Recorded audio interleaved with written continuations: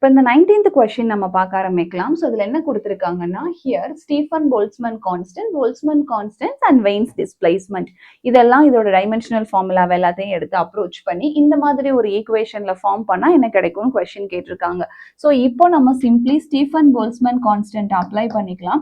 So அதோட value பார்த்தீங்கன்னா M T power -3 and K power -4ன்னு கிடைச்சிருச்சு. அதுக்கப்புறம் நம்ம இங்கே போல்ட்ஸ்மேன் கான்ஸ்டன்ட்டோட வேல்யூ அப்ளை பண்ணலாம். So Boltzmann constant k suffix b னு சப்ஸ்டியூட் பண்ணுவோம். இதோட dimensional formula m L square t power -2 and k power -1.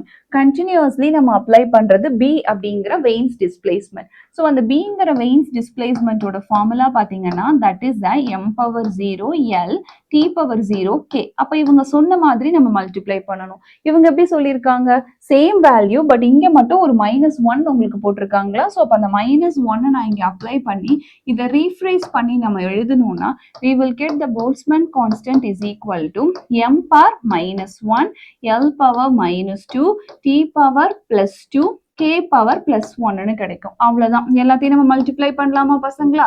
So first ஸ்டீஃபன்ஸோடது m t power -3 k power -4.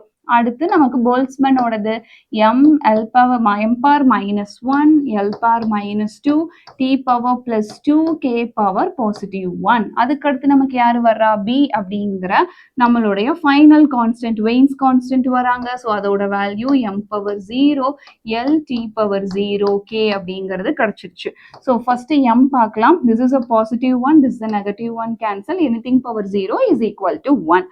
அதுக்கப்புறம் நம்ம எங்க போலாம், Lக்கு போலாம். This is L power -2. This is a positive L. Therefore, L power -1. அதுக்கப்புறம் t போலாம். This is t power 0. நமக்கு 1 மாறிடும். This is -3. இங்க எனக்கு +2. ஸோ t power -1 கிடைக்கும். ஸோ ஆப்ஷன் நியர்பை வந்துட்டோமான்னு பார்க்கலாம். 3 ஆப்ஷன்ஸ் கிட்ட இந்த சேம் ஆன்சர் இருக்கு. தென் k வேல்யூக்கு போகலாம். ஸோ k வேல்யூ ஆல்ரெடி 2 நம்ம கிட்ட இருக்கு. இங்க -4ங்கும் போது it will becomes as -2. So -2 அப்படிங்கிறச்ச simply I will get the answer. எந்த ஆன்சர் கிடைக்கும்னு பார்த்தீங்கன்னா சிம்பிளி I will get the option 3. Option 3 is my answer கிடைச்சிருச்சு. ஸோ டைமென்ஷனல் ஃபார்முலாஸை வச்சு இந்த 4 மார்க்ஸை நம்மளால எடுக்க முடியும்.